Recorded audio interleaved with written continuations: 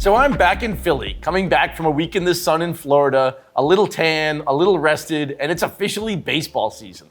Let's go Phils. So last week, Omega introduced a new MoonSwatch, and this time it took the legendary Snoopy model. Snoopy has always been a grail piece, starting with the original model in 2003, which was limited to 5,441 pieces. Then in 2015, the second Snoopy, limited to only 1,970 pieces.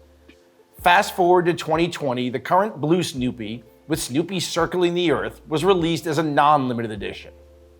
Now we've seen the prices of Snoopy slowly drop, as many models have, but with the introduction of the non-limited piece, and now a MoonSwatch Snoopy, you will have to ask, has Omega killed the golden dog for collectors?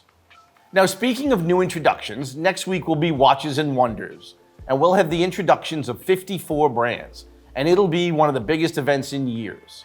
I am very excited to see what will be coming out from some of the best brands in the world. Now, Patek Philippe is obviously one of the most watched releases of the show, and there are a number of possibilities I'm looking for. Now, I know some, including our own Tim Masso, is calling for a Patek dive watch, but I don't expect we're going to see that anytime soon. But I do think the possibility of another new perpetual calendar is quite high.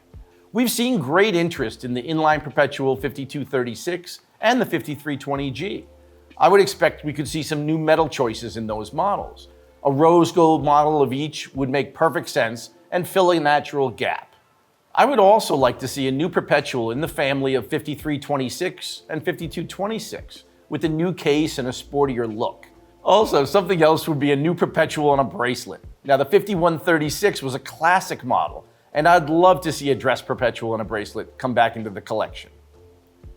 The 5172 Chrono could use a rose gold version as well, and I'd love to see another steel bracelet watch, maybe a revival of the 5085 1A.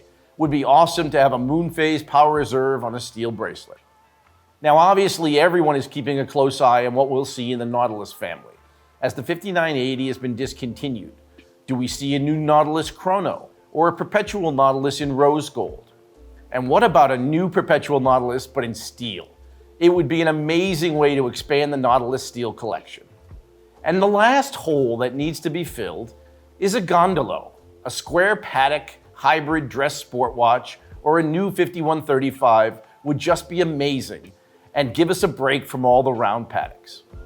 Now everyone knows Lange is one of my favorite brands, and they've been expanding Odysseus over the past few years, and I expect we could see a new Odysseus in a complication, maybe here again a perpetual calendar. But most likely, it's the 30th anniversary of the 1994 launch, and I would love to see a throwback Lange 1.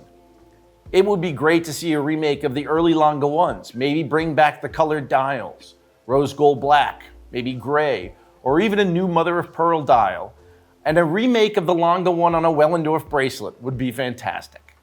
Now Vacheron is another Holy Trinity brand, and they've had dramatic success with the relaunch of the 222. I would look for either a new metal, white gold, or is it time for the steel version?